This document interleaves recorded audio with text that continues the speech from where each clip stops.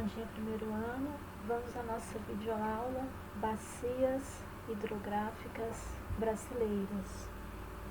Então, nesta videoaula, nós vamos conhecer as principais bacias hidrográficas presentes no território brasileiro e vamos conhecer também um pouco das características da hidrografia presente no território brasileiro.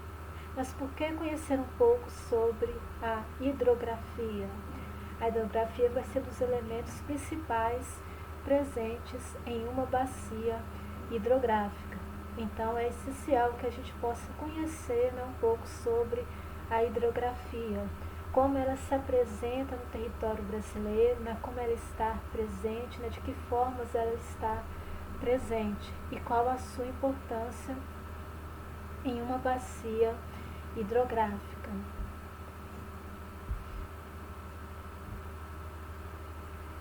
Em relação ao planeta Terra, as águas constituem a maior parte da formação de nosso planeta. Então, em relação à água que forma o nosso planeta, 97,5% de toda a água que existe no planeta Terra, de 100%, de toda a água que existe no planeta Terra, 97,5% é formada por água salgada, que estão representadas pelos mares e oceanos. E apenas 2,5% é representado pela água doce. E essa água doce, ela está representada pela presença dos rios, dos riachos, ribeirões, calotas polares, nascentes, lagos e lagoas. Como a água doce é a água que é essencial para o abastecimento de todas as sociedades do planeta, então é ela que se encontra em menor percentual no planeta em relação à água salgada. Então, dos 2,5% de água doce disponível no planeta Terra, 99,7% desta água está concentrada nas calotas polares e lençóis profundos. As calotas polares são formadas por água doce solidificada devido às temperaturas negativas. Então, não vai ser em qualquer parte do planeta que elas serão encontradas. Elas se encontram nas zonas polares do planeta Terra, na zona polar do norte, a região ártica, e na zona polar do sul, na região antártica, onde nós encontramos o continente Antártica. E no alto das grandes cadeias montanhosas, em que vai haver a presença da água doce solidificada devido ou às temperaturas também negativas ou a temperaturas mínimas em torno, que atingem no máximo somente 7 graus de temperatura. Então, é nessas regiões em que nós vamos encontrar a maior parte da água doce disponível no planeta Terra. O restante, 0,3%, estarão localizadas, presentes em rios e todos os corpos d'água que ajudam a formar os rios, riachos, ribeirões, nascentes e em lençóis subterrâneos pouco profundos. Então, a água, tanto a água doce quanto a água salgada, ela vai se encontrar em maior parte no planeta Terra. Então, por isso que a hidrografia, que reúne todos os corpos d'água presentes no planeta, ela é fundamental no estudo de uma bacia hidrográfica, porque as características desses corpos de água é que darão as principais características a uma bacia hidrográfica.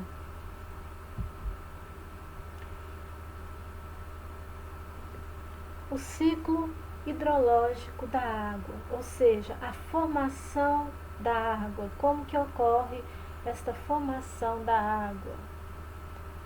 Como eu falei, a água ela se apresenta na forma de rios, lagos, nascentes, lençóis subterrâneos, mares, oceanos e também na forma das chuvas. Então, como que vai ser essa formação do ciclo hidrológico? Primeiro, ele é um ciclo diário e um ciclo contínuo que permite o quê? Sempre a presença, né, de água no planeta Terra. Então, vamos começar pelas chuvas. As chuvas, né, ao se precipitarem sobre a superfície terrestre, ela irá encontrar diversas ondulações pela superfície, que serão o quê? As formas de relevo, planícies, planaltos, serras e cadeias montanhosas, e também as depressões. Então, entre essas formas de relevo, nós vamos ter, como mostra essa imagem, um relevo mais elevado. Ele vai ser o que? O chamado divisor de águas. Por quê? À medida que a chuva cai sobre esse planalto, ele que vai direcionar o trajeto da água até a parte mais baixa do terreno, do território.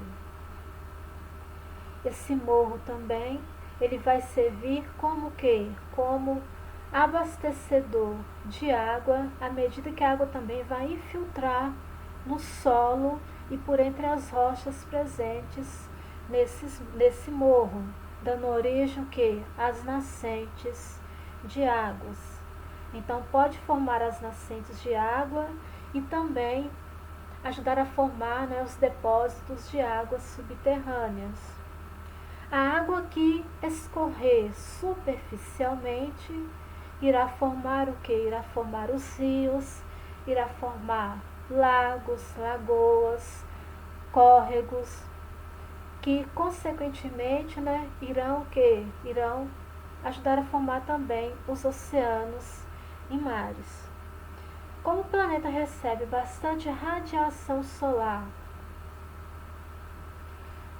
diretamente do Sol, toda essa água ela vai sofrer o quê? Um processo de evaporação, devido, né, a essa constante diária radiação solar recebida do Sol. Então, à medida que o solo se aquece, a umidade presente nesse solo, ela também vai sofrer evaporação. A água nos lagos, nas lagoas, também vão sofrer evaporação. A água presente nos rios também irão sofrer evaporação.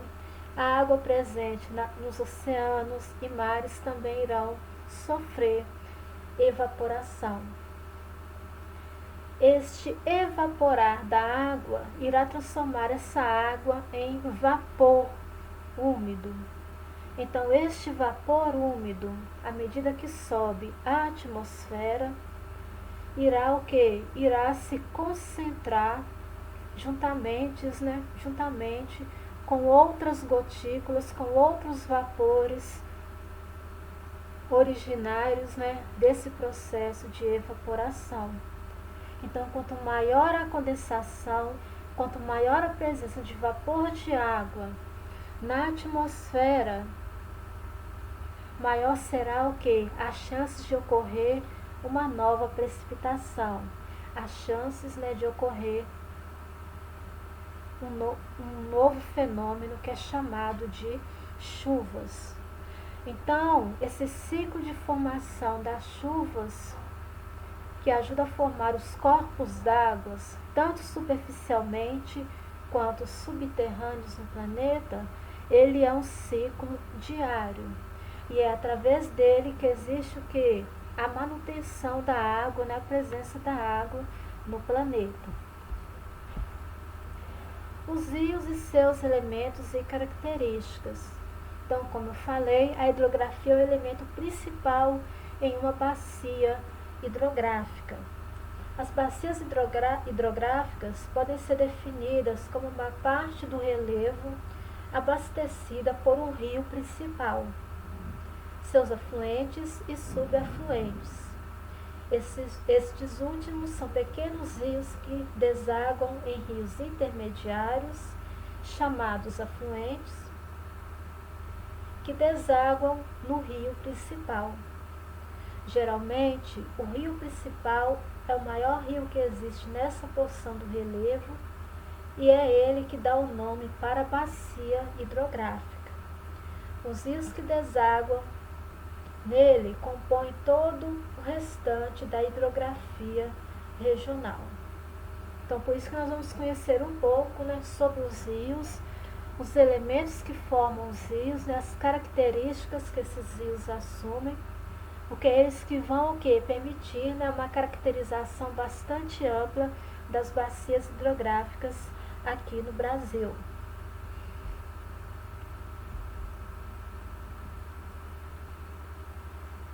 Para distinguir uma bacia hidrográfica de outra bacia hidrográfica, nós vamos usar as partes mais altas do relevo, que podem ser chamados de montanhas, de serras, planaltos, morros.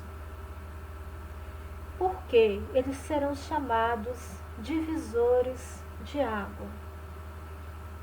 Ou seja, as partes mais altas do relevo irão auxiliar no direcionamento das águas que se precipitam, as águas das chuvas, irão auxiliar em separar uma bacia hidrográfica de outra bacia hidrográfica. Vamos agora conhecer os elementos que formam uma bacia hidrográfica, começando pelos rios. Entre os elementos que compõem a bacia hidrográfica, não há um que seja mais ou menos importante do que outro. Trata-se de um conjunto de rios e todos têm sua devida importância para o desenvolvimento da bacia. Então vamos agora conhecer sobre as partes principais que compõem o rio, desde o seu nascimento até a sua foz. Então, resumidamente, o rio é composto por nascentes, curso, montante, jusante, confluência, talvegue e foz. Então, em uma bacia hidrográfica, nós podemos ter o rio principal, ou se a bacia hidrográfica for muito grande, nós podemos ter 2 rios principais. Então, o rio ele vai ser um elemento fundamental em uma bacia hidrográfica. Então, para o rio existir, primeiramente, tem que existir as nascentes. Elas formam o conjunto de córregos que formam o início de um rio. Só que até mesmo esse conjunto de córregos, para existirem, tem que existir a nascente que irá dar origem também a estes córregos. Então, as nascentes elas vão ser formadas também pelos chamados olhos d'água, os brotos d'água, as águas que vão minar naturalmente por entre o solo, por entre as rochas, e à medida que elas vão se unindo, elas vão adquirir o corpo inicial de um curso d'água. E a partir daí, nós vamos ter o início propriamente dito deste corpo d'água maior que vai ser o rio. Então, pode ser uma nascente, ou então podem ser várias nascentes reunidas para dar origem ao rio. Curso é o caminho do rio. pelo território, né, pelo terreno, desde a sua nascente até onde ele vai desaguar, que se chama, né, a sua foz. Então, o curso de um rio é o caminho que o rio percorre até ele desaguar em uma determinada área, seja dentro de outro rio ou seja em uma área marítima, no oceano ou em um mar. Montante é o sentido oposto ao curso do rio. Então, qual que vai ser o sentido oposto ao curso do rio?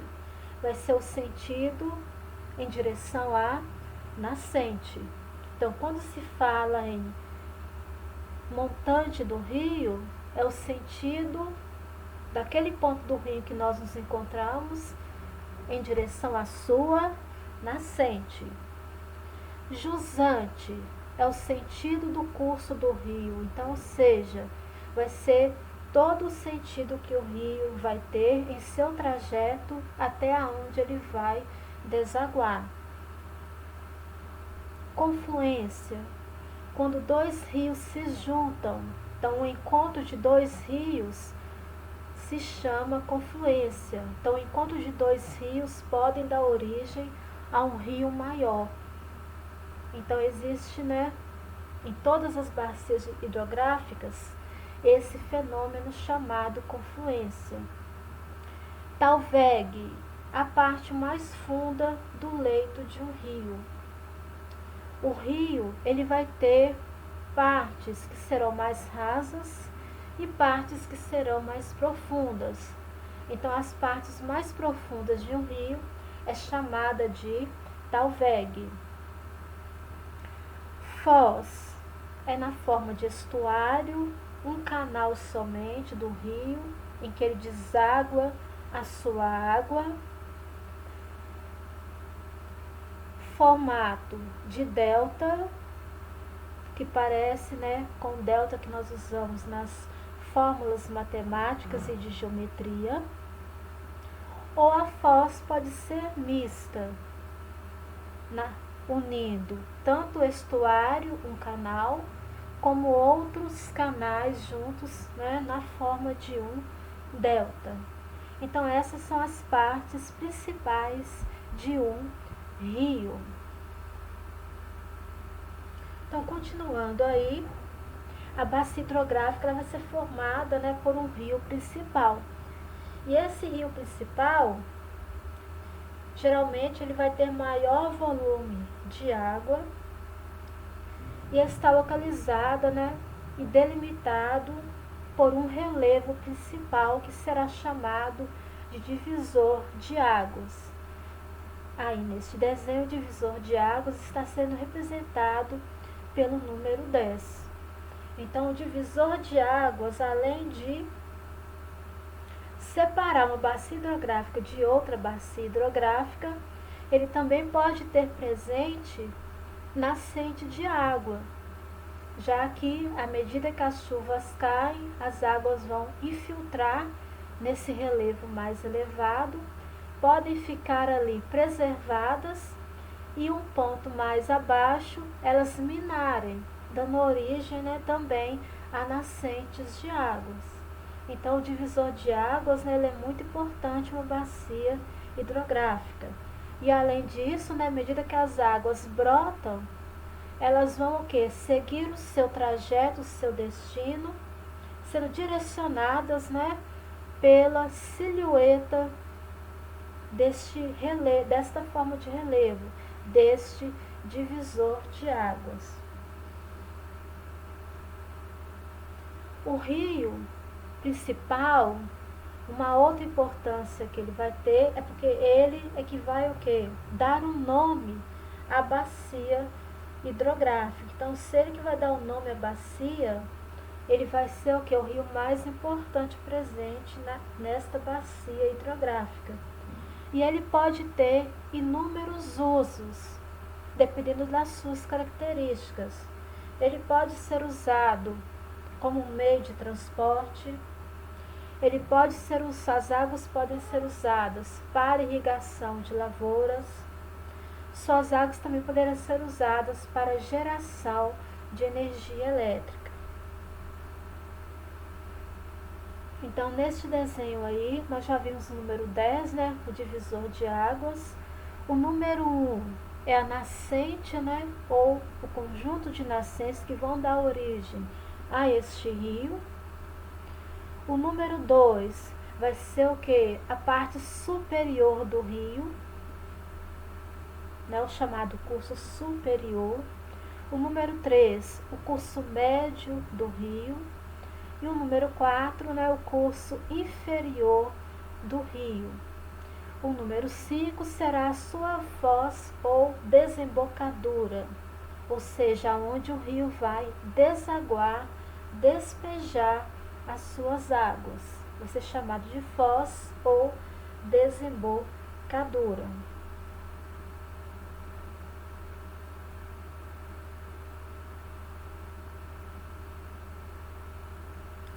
E essa foz ou desembocadura, ela pode ser dentro de um outro rio? Sim, pode ser dentro de um outro rio, que vai pertencer a uma outra bacia hidrográfica. Essa foz, ela pode ser dentro de um lago também, dentro de uma lagoa, dentro de mar ou na área litorânea de um oceano também.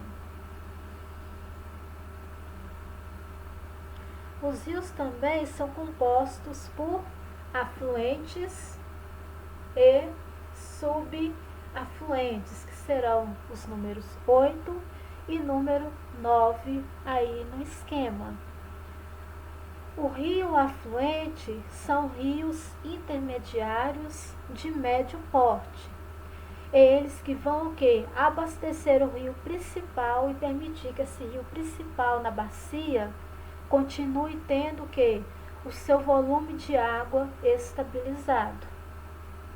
Mas para esse rio afluente, esse rio de médio porte existir, é necessário também que desague nele outros rios, que são chamados rios subafluentes, representados pelo número 8 aí no esquema.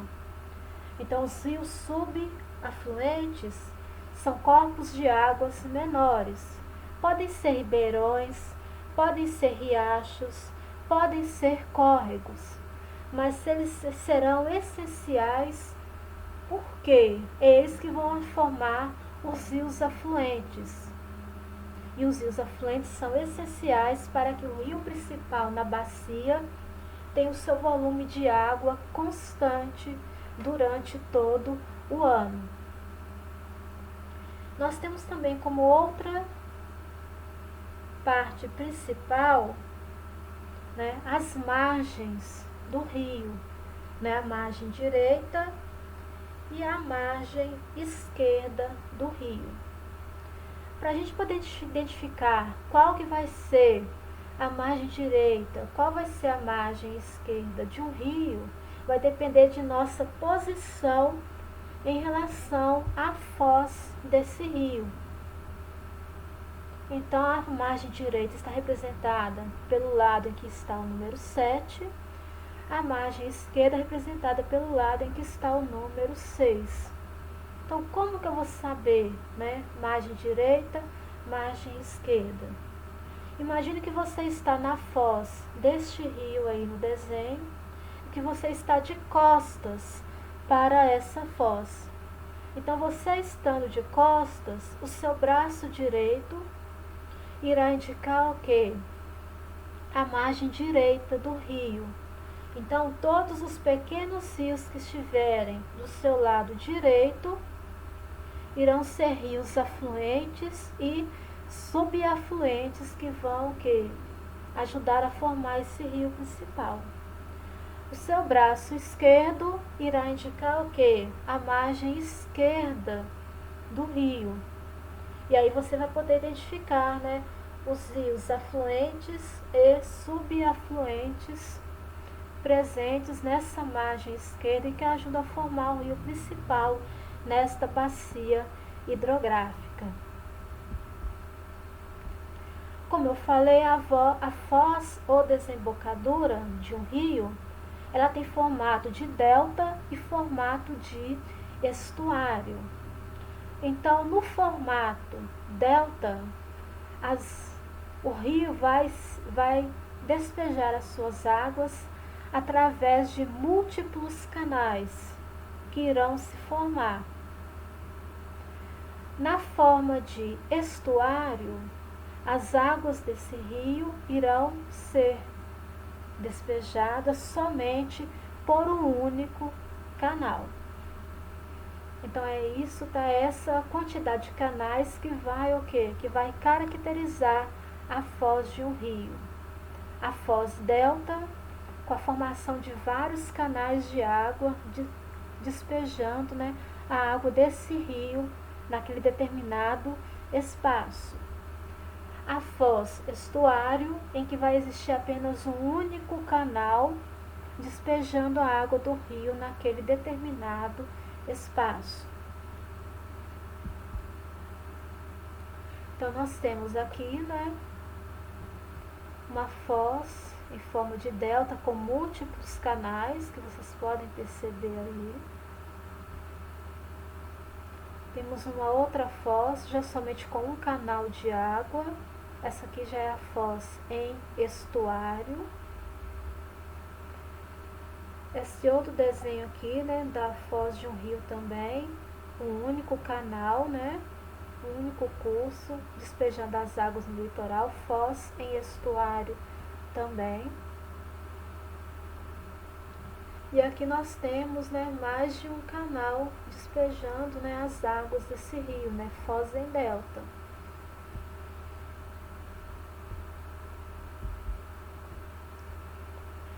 Os rios também vão ter características importantes quanto à drenagem, né, o tipo de drenagem de suas águas. Quanto ao tipo de drenagem das águas, elas podem ser endorreica, exorreica, arreica e criptorreica. Os rios com drenagem endorreica serão rios que correm para o interior do continente, para o interior dos países. Eles não terão comunicação com as águas marítimas, oceanos e mares. Por quê? Porque geralmente eles vão desaguar ou dentro de lagos e lagoas ou dentro de outros rios.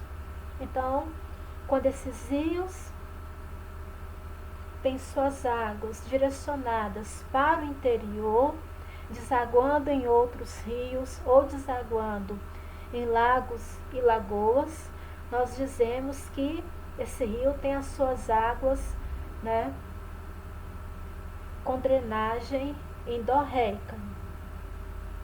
A drenagem exorreica, rios que correm para os mares e também oceanos.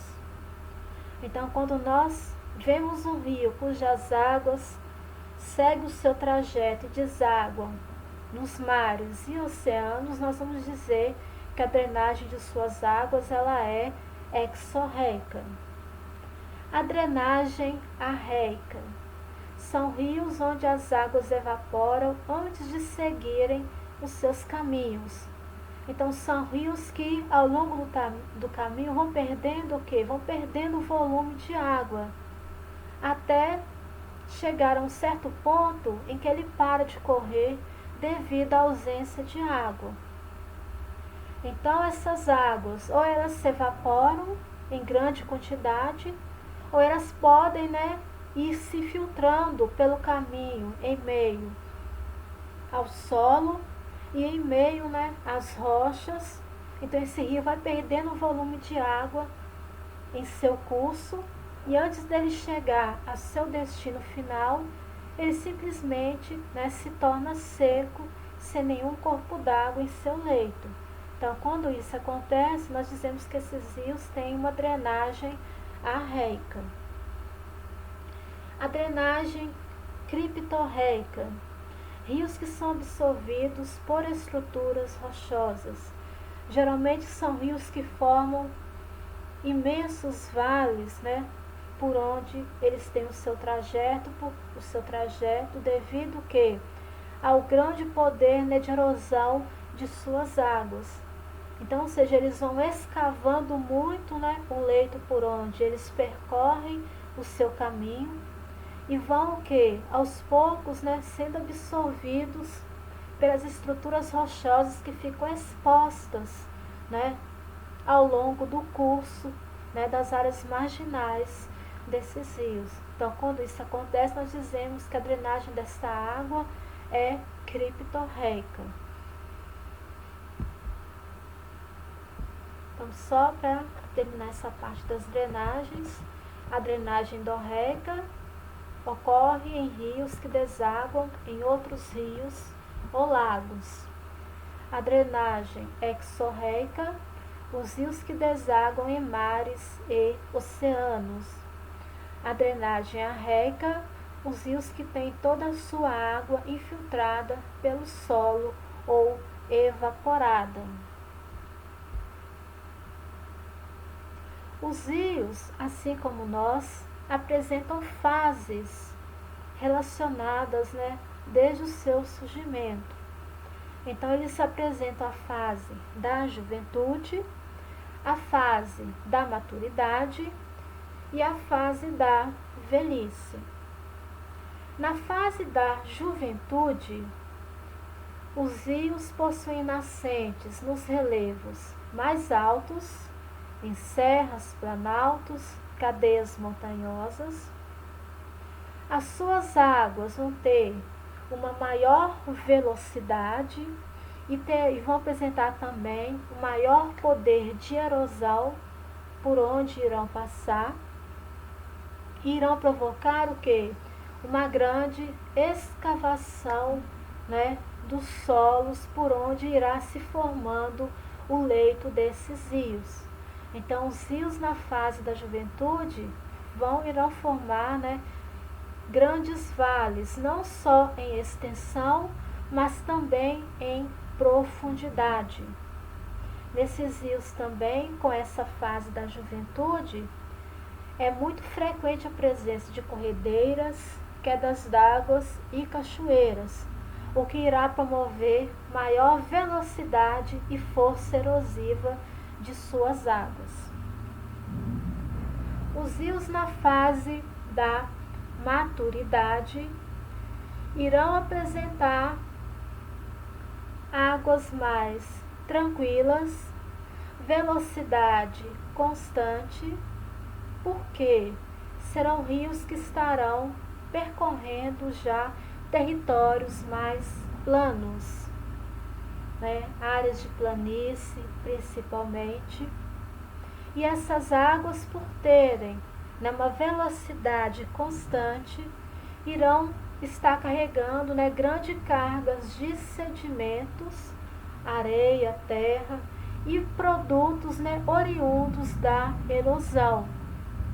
Então, são águas que vão se tornar também, né, pesadas em termos de grande carga de sedimentos presentes nesse leito.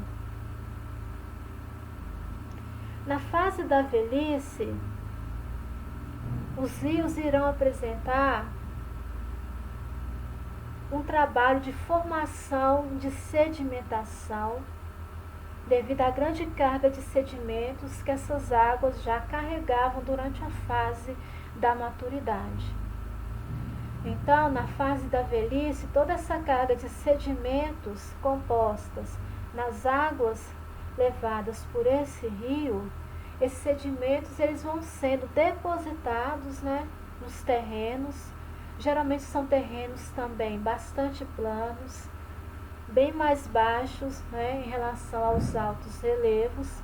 E à medida que essas águas forem depositando esses sedimentos irão o quê? Promover, né, uma alteração natural no curso desses rios.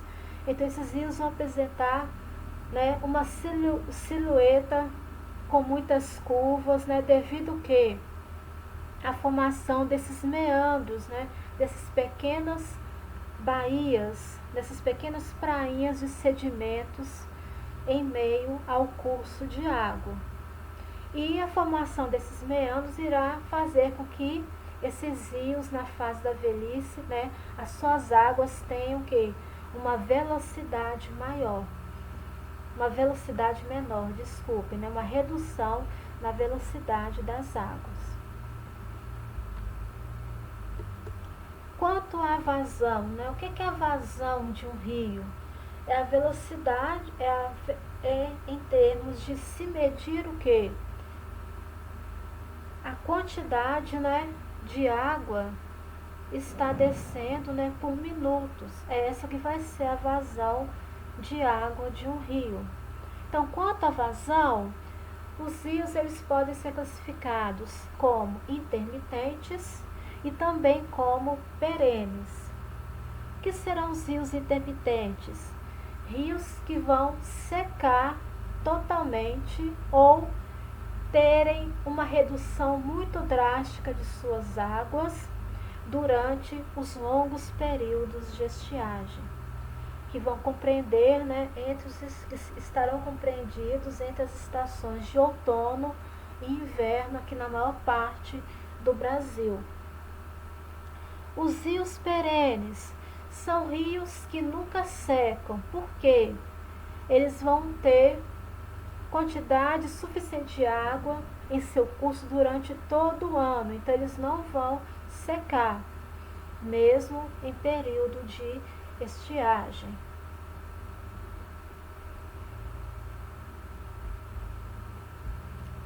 Quanto ao regime dos rios brasileiros, eles podem ser classificados como rios de regime pluvial e rios de regime nival.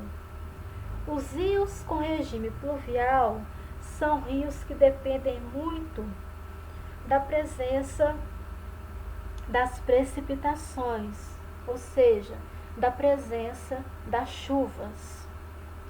Os rios com regime nival são rios que vão depender muito do derretimento de neve e água, né, congelada, localizada no alto das cadeias de montanha.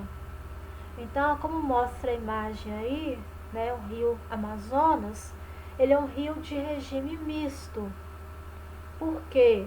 O rio Amazonas ele nasce no Peru, então as suas nascentes se formam a partir do derretimento de neve que está no alto da Cordilheira dos Andes.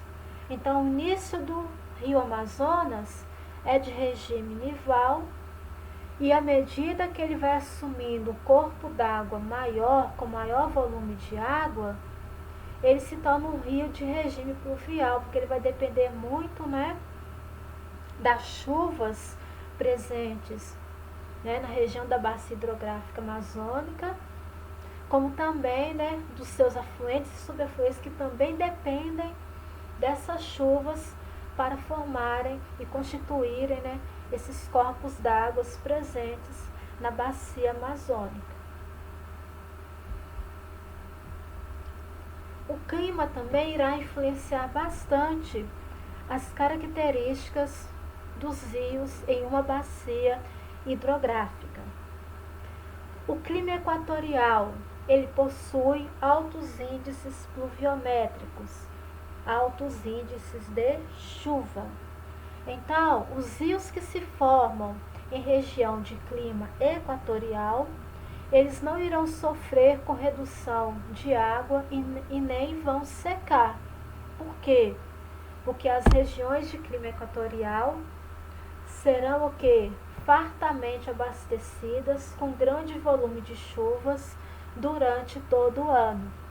Então, esse alto volume de chuvas, né, que é o alto índice pluviométrico, ele vai fazer com que o rio tenha um grande volume de água durante todo o ano, em todo o seu curso. Para os rios que se formam em região de clima tropical típico, estes rios eles podem apresentar uma certa redução no seu volume de água durante a estação do outono e inverno, em que há uma presença menor de chuvas. Então, no clima tropical típico, nós temos uma estação chuvosa entre a primavera e o verão e uma estação com pouca chuva e que apresenta, períodos de estiagem entre o outono e o inverno. Então, os rios que se formam nessa região de clima tropical típico, na estação chuvosas, eles irão apresentar um maior volume de água, promovendo mesmo até cheias e inundações em suas margens, tanto direita quanto na sua margem esquerda, devido ao grande volume de água, pelo grande volume de chuvas.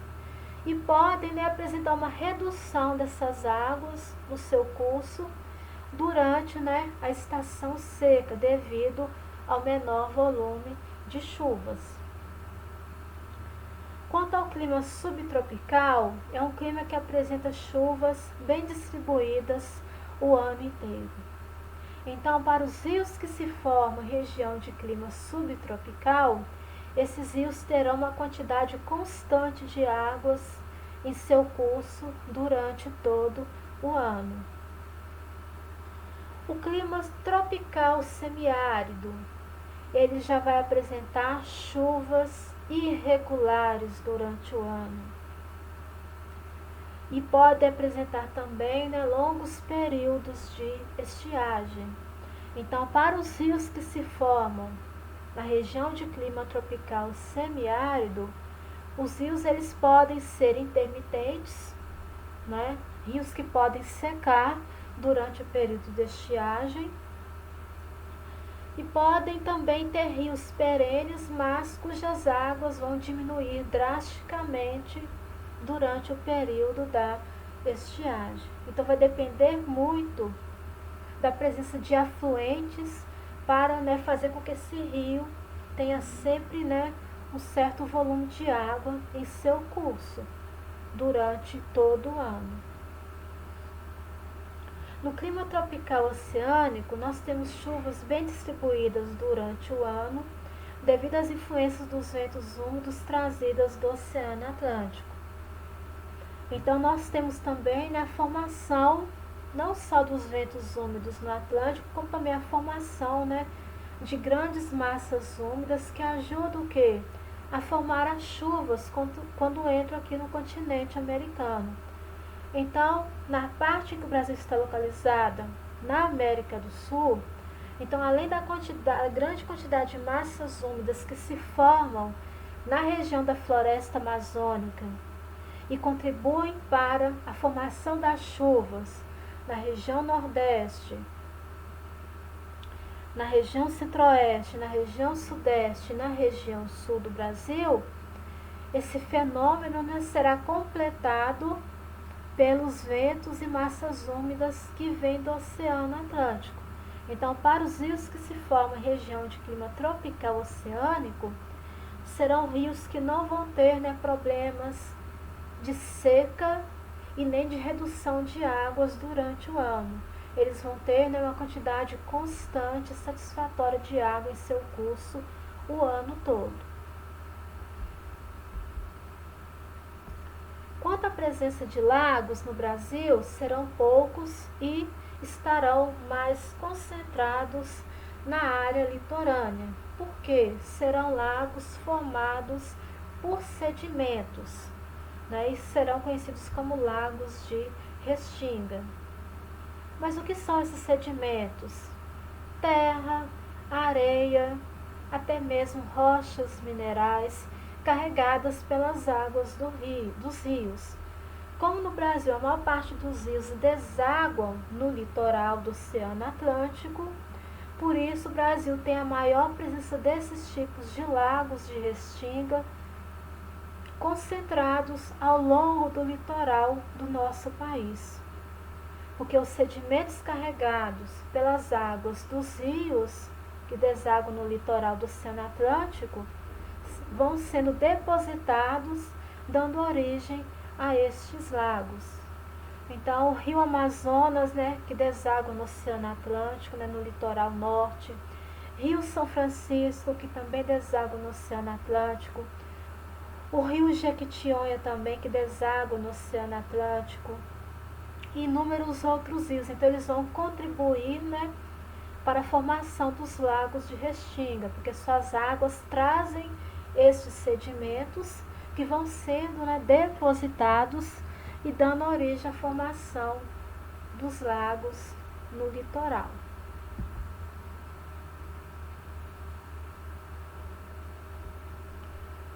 Então, só para concluir, né, as características gerais dos rios brasileiros são rios caudalosos, de regime pluvial, né, que a maior parte do seu curso de água e volume de água depende da presença de chuvas. São rios perenes, ou seja, eles têm água em seu curso durante todo o ano, eles não vão secar. Os rios que apresentarem essa seca, né, que secarem, serão rios que se encontram exclusivamente na região do sertão nordestino.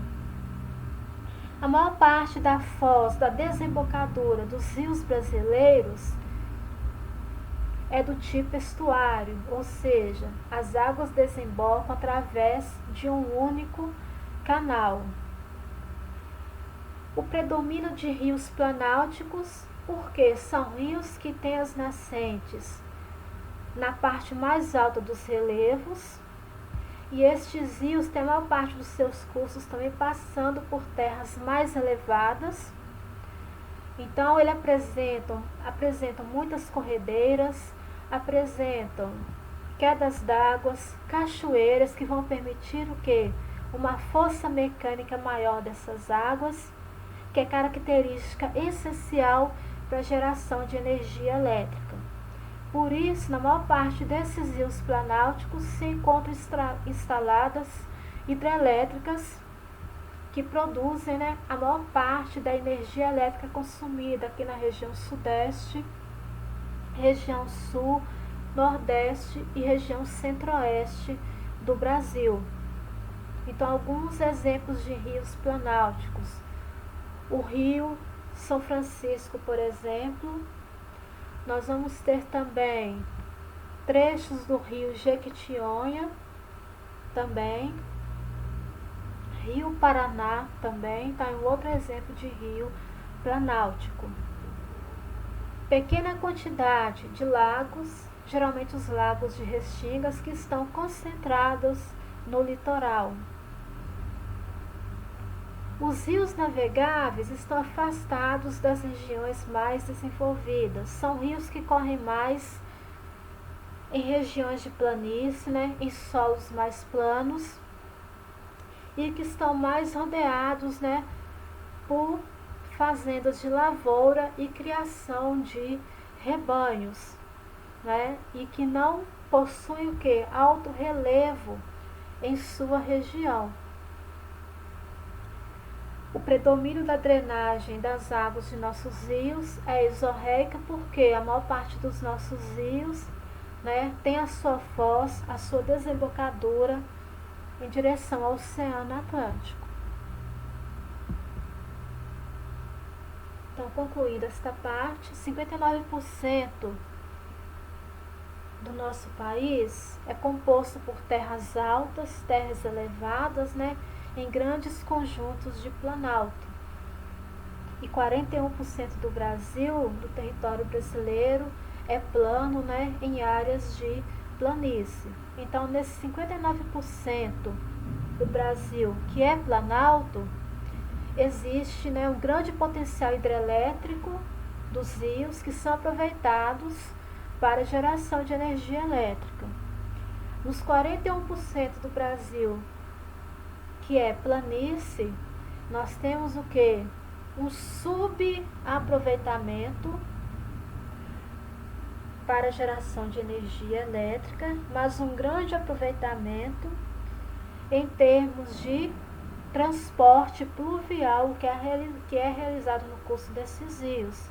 E a partir deste transporte pluvial, nós temos o deslocamento e escoamento de minérios, madeira, medicamentos, pessoas, alimentos, produção da agricultura e produção da pecuária. Agora nós vamos conhecer as principais bacias hidrográficas brasileiras. Então as bacias hidrográficas, elas são formadas pelos rios, são formadas pelos lagos, pelos lençóis de águas subterrâneas e pela existência, né, de um relevo também. Então, que vai ser chamada de vertente topográfica.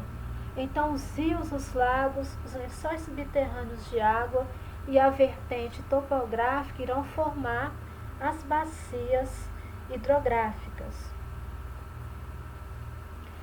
A rede hidrográfica vai ser o conjunto de escoamento superficial. Então, a rede hidrográfica será formada somente pelas águas superficiais, né? As águas que escoem, né, sobre o solo, sobre a superfície.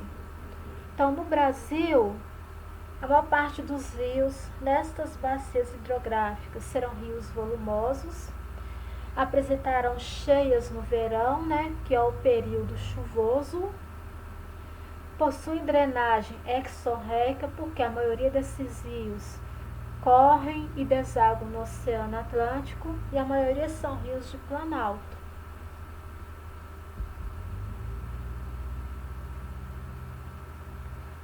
Continuando aí, a rede hidrográfica é formada por rios, né? Então o Brasil ele tem bastante, né, uma grande quantidade de rios em seu território e um pequeno percentual de lagos. O nosso regime de alimentação das águas desses rios em todas as bacias hidrográficas é pluvial tropical, porque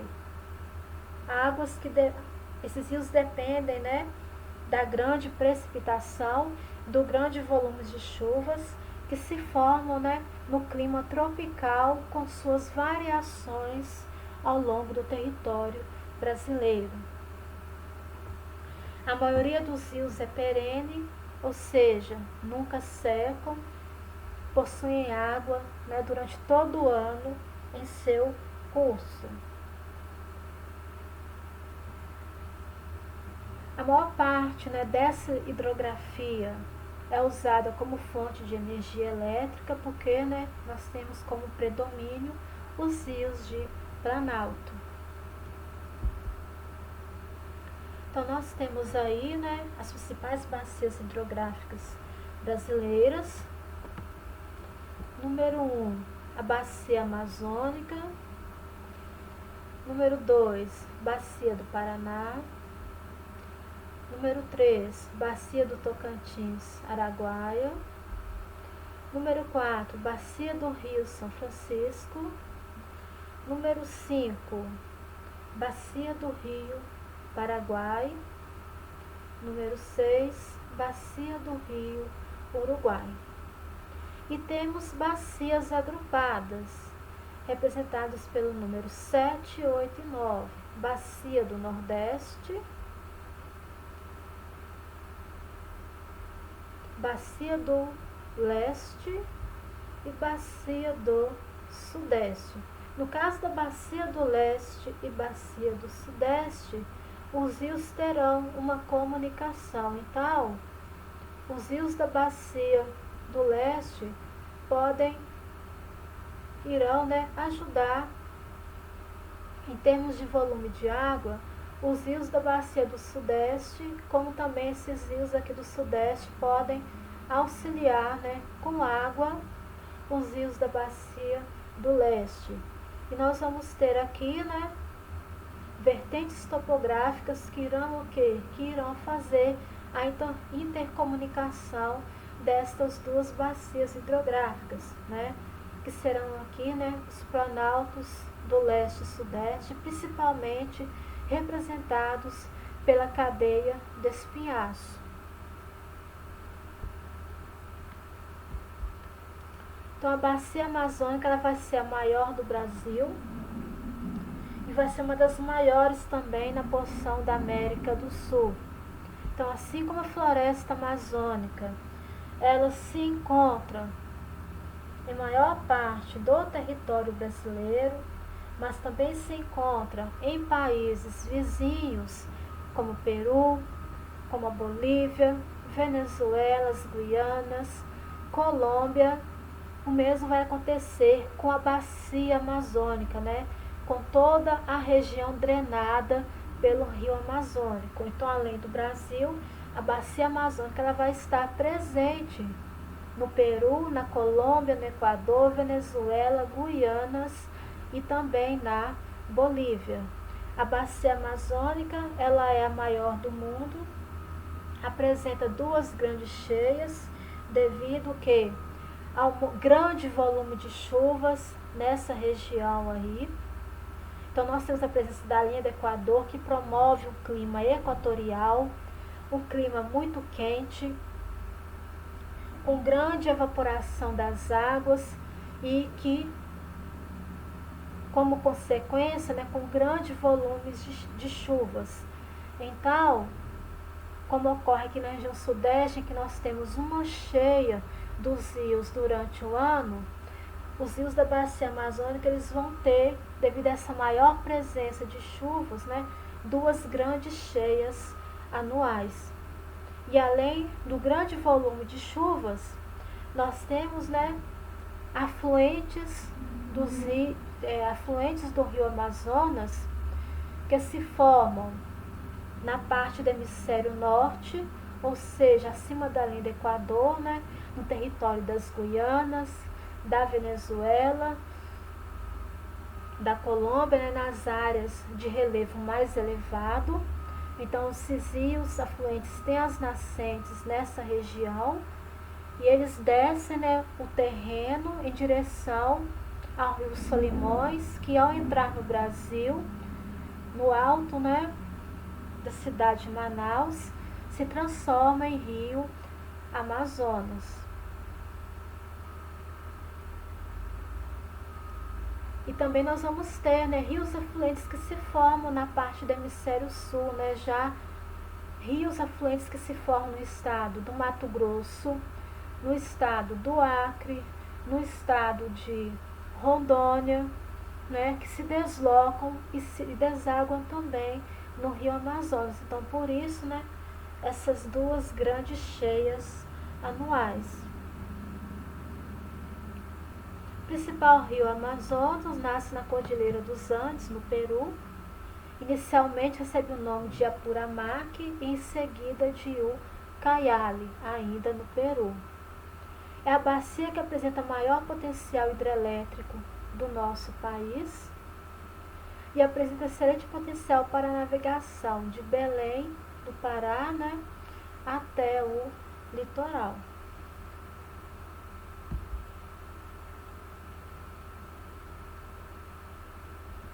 Então, a maior bacia hidrográfica, não só aqui da América do Sul e do Brasil, mas também, né, a maior bacia hidrográfica do planeta é a bacia amazônica. O rio principal é o Amazonas, é o maior rio do mundo em extensão territorial e também em volume de água.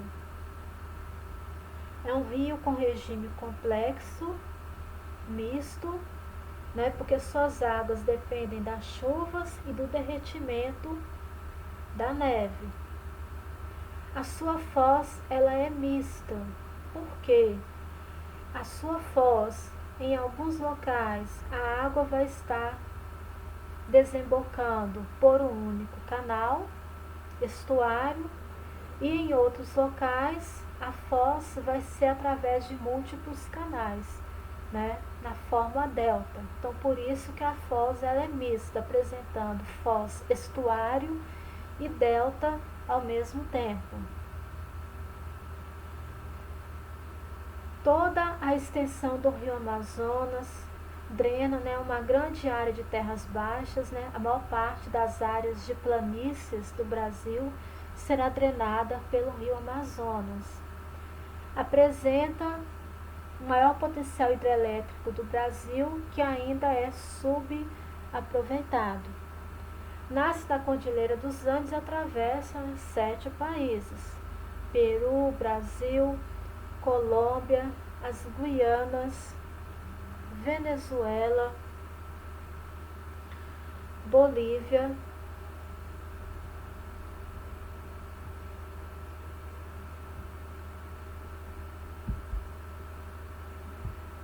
temos uma importante hidrelétrica localizada na bacia do Rio Amazonas, nessa bacia hidrográfica, que é a hidrelétrica de Belo Monte. Ela já se encontra em operação e esta hidrelétrica ela está localizada no Rio Xingu, um dos principais afluentes do Rio Amazonas, no estado do Pará. Então, a construção da usina de Belo Monte, ela provocou inúmeros impactos, desde impactos ambientais, como também sociais e econômicos. Então, quanto aos impactos ambientais, a degradação da flora e da fauna local. Quando falamos flora, espécies vegetais. Quando falamos fauna, a vida animal presente, em qualquer ambiente. Então, para se formar o grande lago, a grande barragem da hidrelétrica de Belo Monte, uma imensa área foi inundada, foi alagada, o que promoveu, essa degradação, essa redução drástica da fauna e da flora, a redução do fluxo de água no rio Xingu, que é importante afluente do rio Amazonas. Então o rio Xingu, ao passo que a represa foi sendo construída, a maior parte da água ela fica represada na represa e houve uma redução drástica nas águas do rio Xingu. Então, atividades econômicas importantes, como a pesca realizada por populações que vivem e dependem, do rio Xingu, então, ou seja, a pesca ela foi bastante prejudicada devido à redução, da fauna presente no rio Xingu aí. Então, a diminuição, dos peixes gerados, pela construção da barragem, o grande deslocamento das populações que viviam na área que foi alagada. Então, essas populações tiveram que se retirar dali, toda a sua história, de vivência, todos os valores culturais presentes naquele espaço, praticamente deixam de existir com o deslocamento dessas comunidades, com o alagamento de toda essa região. Então, o impacto social também ele é muito grande na região que foi construída a hidrelétrica de Belo Monte, não só para quem ficou lá, mas para quem, para as populações que tiveram que sair de lá. A bacia do Rio São Francisco. O Rio São Francisco ele nasce, tem a sua nascente aqui na Serra da Canastra, no estado de Minas Gerais, no município de São Roque. Então, é um rio que nasce em Minas Gerais, mas é um rio muito importante, porque ele atravessa uma grande região do sertão nordestino. Por isso, ele é conhecido como Nilo Brasileiro, é conhecido como Rio da Unidade Nacional e conhecido também como Rio dos Currais. Então, ao nascer aqui no estado de Minas Gerais, ele vai em direção aos estados da região Nordeste. Então, antes de chegar ao estado da Bahia, ele já atravessa, o semiárido ao norte de Minas Gerais. E ao entrar na Bahia, vai atravessar uma grande região, da Caatinga, onde está o sertão nordestino.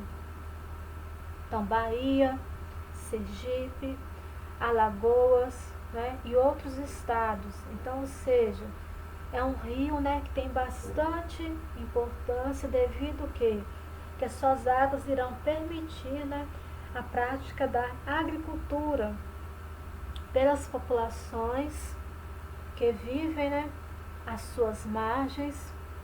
é um rio cujas águas são usadas para abastecimento de cidades também, que estão às margens do Rio São Francisco ao longo do seu curso. É um rio também que grande parte de suas águas é utilizada para a produção de energia elétrica. Então nós temos 4 grandes hidrelétricas localizadas no curso do Rio São Francisco. A hidrelétrica de Três Marias, aqui em Minas Gerais, na cidade de Três Marias. As hidrelétricas de Paulo Afonso, Sobradinho e Xingó já estão localizadas na região Nordeste. Aí a imagem, né, da nascente do Rio São Francisco. O Rio São Francisco, né, ainda continua sendo um rio perene, apesar de atravessar uma grande região de seca, né, uma grande região de semiárido nordestino. Isso só é possível, né, pelos seus grandes afluentes que possuem, né, um grande volume de água durante todo o ano, que vão permitir, né, a manutenção das águas do São Francisco. Então, como eu já falei, né, nasce na Serra da Canastra, em Minas Gerais, São Roque de Minas. Ele passa pelos estados da Bahia, Pernambuco, Alagoas e Sergipe. Por isso, né, ele é chamado de Rio da Integração Nacional. Aonde está a sua nascente é uma região de Mata Atlântica. Depois, né, ele percorre, né, áreas de cerrado, entra na Caatinga Mineira, né, aqui no norte de Minas, e chega até a região do Agreste, Zona da Mata, que é se aproximando já do litoral da região nordeste do Brasil. O Rio São Francisco ele tem aproximadamente 2.700 quilômetros de extensão, então é um rio bastante extenso. E 1.370 desse rio, é navegável, de Pirapora, aqui em Minas Gerais, até a cidade de Juazeiro do Norte. Mas mesmo assim, foi necessário, né, a construção de eclusas para que pudesse, né, se promover essa navegabilidade até a cidade de Juazeiro. Por que a construção de eclusas? O Rio São Francisco era um rio de planalto. Então, as terras por onde São Francisco tem todo o seu curso, o seu trajeto, são terras elevadas intercaladas por planícies. Então, nas terras elevadas, foi necessária a construção de eclusas para se fazer com que as águas atinjam o mesmo nível das áreas de planície e se permitam a navegação. Então, as 4 hidrelétricas, né, que estão no curso do Rio São Francisco, como eu já falei anteriormente, Três Marias, Sobradinho, Paulo Afonso e Xingó. O projeto, né, transposição do Rio São Francisco, né, ele é um projeto importante, mas também, né, é um tema bastante polêmico, pois engloba, né, a suposta tentativa de solucionar um problema que há muito afeta as populações do semiárido brasileiro, né, a questão da seca. E ao mesmo tempo trata-se de um projeto delicado do ponto de vista ambiental, pois irá afetar um dos rios mais importantes do Brasil, tanto pela sua extensão e importância na manutenção da biodiversidade, quanto pela sua utilização em transportes e abastecimento. Não se pode negar, né, que a transposição do Rio São Francisco, ela vai o quê? Vai promover um grande desvio de água do seu curso natural para canais artificiais que já foram construídos em grande parte e que irão levar, né, água para outras regiões do interior do Nordeste, né, que sofrem com uma longa estiagem, né, com secas uma atrás da outra e que afetam drasticamente, né, a economia e o desenvolvimento social das populações que vivem, né, na maior parte da região Nordeste do Brasil. Então, sistema de eclusas no Rio São Francisco, que permite a navegabilidade.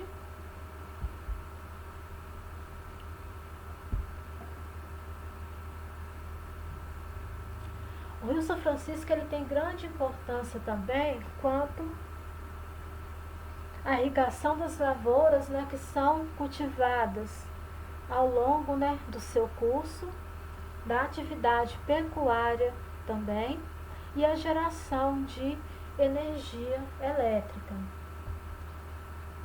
Então, por ter o seu curso em rio, o seu curso, nascendo aqui no estado de Minas Gerais, atravessando Bahia, Pernambuco, Sergipe e Alagoas, por isso ele é considerado um rio da unidade nacional. Porque o seu curso passa por regiões de condições climáticas mais diversas. Então, regiões com clima tropical muito úmido, até regiões com clima tropical semiárido, em que a estiagem, a seca, duram anos, sem a presença de chuvas. Em Minas Gerais, que corresponde somente 37% de sua área total, o São Francisco recebe praticamente todo o seu deflúvio, cerca de 75%, sendo que nas demais regiões por onde passa, o clima é seco e semiárido. Então, 75% das águas do Rio São Francisco são abastecidas ainda aqui no estado de Minas Gerais, devido à presença do clima tropical úmido e tropical típico, que vai permitir não só um grande volume de chuvas na região da sua nascente, como chuvas também que irão abastecer os principais afluentes do Rio São Francisco e permitir que ele tenha bastante água em todo o seu curso. O projeto de transposição do Rio São Francisco, ele surgiu com o argumento de sanar a deficiência hídrica na região do semiárido através da transferência de água do rio para abastecimento de açudes e de rios menores da região nordeste, diminuindo a seca no período da estiagem. Esse projeto é antigo, a origem inicial do projeto remonta ao período imperial do Brasil ainda, mas somente em 1999 é que foi dado início às obras iniciais da transposição do Rio São Francisco.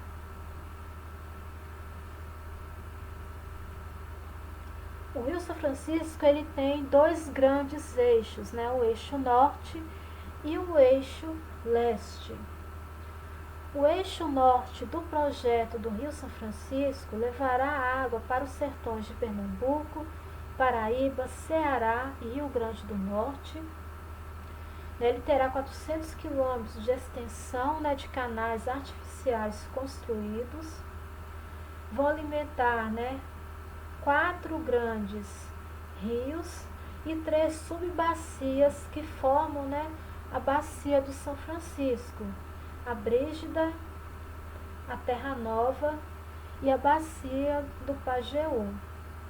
E também grandes açudes, como os açudes de Chapéu e o açude de Montes. O eixo leste ele vai abastecer a parte do sertão e também o agreste de Pernambuco e Paraíba. Então, ou seja, com 220 quilômetros de extensão, e também irá auxiliar as bacias do Pajeú, Moxotó e a região agreste de Pernambuco. Então, mesmo o Rio São Francisco não chegando a Pernambuco e nem ao Rio Grande do Norte, as suas águas elas serão desviadas por esses canais artificiais para levar água até os açudes, nessas regiões em que existe ainda o quê? Uma grande presença de rios intermitentes, que secam durante o período da estiagem. Então, por isso, a crítica feita pelos ambientalistas quanto à diminuição das águas do rio devido, né, a esses grandes desvios aí. Mas como essa obra ela já foi iniciada, ela precisa ser concluída, porque ainda já foram gastos quase, né, 10 bilhões de reais. Então é uma obra imensamente cara. Então tem que haver, né, tem que se existir o retorno, né, dessa obra aí, em benefício, né, social e econômico para a população que vive no semiárido nordestino. A bacia hidrográfica do Tocantins-Araguaia. O rio principal é o rio Tocantins. O rio afluente principal vai ser o rio Araguaia. A bacia do Tocantins-Araguaia, ela compartilha sua foz com a do rio Amazonas. Só que o rio Tocantins ele não é considerado afluente do rio Amazonas. Tá? As águas do rio Tocantins irão desaguar, né, próximas aonde está desaguando, né, onde existe a foz do rio Amazonas. No curso do rio Tocantins nós temos a segunda maior hidrelétrica do Brasil, que é a hidrelétrica de Tucuruí. No rio Araguaia, que é o principal rio afluente do rio Tocantins, nós temos a presença, né, da ilha do Bananal, a maior ilha fluvial da Terra, né, a ilha fluvial que se encontra no interior, né, do continente, aqui na porção da América do Sul. Ela vai ser a terceira maior bacia hidrográfica em potencial hidrelétrico do Brasil. Nasce em área de cerrados e os seus rios correm em direção, né, à região norte do país. As suas nascentes, né, e o seu regime de águas é tropical e tropical úmido, ou seja, então o regime, né, de águas desses rios dependem muito, né, das chuvas que vêm da bacia hidrográfica da região amazônica, que vem do litoral do Oceano Atlântico, para permitir, né, o fluxo constante de suas águas. Então, a bacia do rio Tocantins-Araguaia, ela abrange, né, as terras em Goiás, Mato Grosso, Tocantins, Maranhão e Pará. Nós temos, né, a usina hidrelétrica de Tucuruí, no Pará, que abastece, né, o setor ferrífero. Então, a energia elétrica produzida pela hidrelétrica de Tucuruí, ela que fornece grande parte da energia elétrica que é usada no projeto Grande Carajás, onde há, né, a segunda maior exploração de minérios no Brasil. Então, o projeto Grande Carajás, ele consome grande parte da energia elétrica produzida na hidrelétrica de Tucuruí. E a ferrovia que foi construída, né, para promover o escoamento desses minerais até o litoral, ela também depende muito, né, da hidrelétrica de Tucuruí. A Bacia Platina já está mais na região sul do Brasil, como também, né, no sul da porção da América do Sul. É a segunda maior bacia hidrográfica do planeta e ela vai se estender não só por terras do Brasil, mas também Uruguai, Bolívia, Paraguai e Argentina. A Bacia Platina ela apresenta o maior potencial hidrelétrico instalado no Brasil, cerca de 60,9% das hidrelétricas que estão concentradas, né, na área ocupada pela Bacia Platina. Estão concentradas e em operação. A principal hidrelétrica vai ser a hidrelétrica de Itaipu. A posição da Bacia Platina, ela também é estratégica, porque Brasil, Uruguai, Paraguai e Argentina formam o bloco econômico do Mercosul. Então, essa região do Mercosul é uma região é uma grande região consumidora desta porção da América do Sul. Então, os rios que formam a bacia hidrográfica Platina são rios que vão ser geradores de energia elétrica e rios que serão usados intensamente como meio de transporte para permitir o escoamento de cargas de minérios, madeiras, medicamentos, alimentos oriundos da agricultura, pecuária, artigos industrializados. Então vai haver, um intenso comércio nessa região aí da Bacia Platina. A Bacia Platina ela é formada pelas bacias hidrográficas do Rio Paraná, Rio Paraguai e Rio Uruguai. Bacia hidrográfica do Paraná é composta, principalmente pelo Rio Paraná, o rio principal. Além do Rio Paraná, os afluentes do Rio Paraná são rios de planalto, com quedas d'água, cachoeiras, bastante corredeiras, O relevo é bastante elevado, o que permite maior força mecânica dessas águas e permite um maior potencial hidrelétrico. É uma região densamente povoada, então é uma região muito urbanizada. E nós temos aí, a grande hidrelétrica de Itaipu, que ela é binacional. Por quê? Foi construída com recursos tanto do Brasil quanto do Paraguai. Então ela pertence ao Brasil e ao Paraguai. O Rio Paraná é o segundo em extensão na América. Como já foi falado, tem um grande aproveitamento hidrelétrico e abriga a usina hidrelétrica de Itaipu. Então Itaipu ela foi construída no curso do Rio Paraná. O Rio Paraná também foi usado para se construir a hidrovia Tietê-Paraná, Rio Tietê, que se localiza no estado de São Paulo. Então foi construído o quê?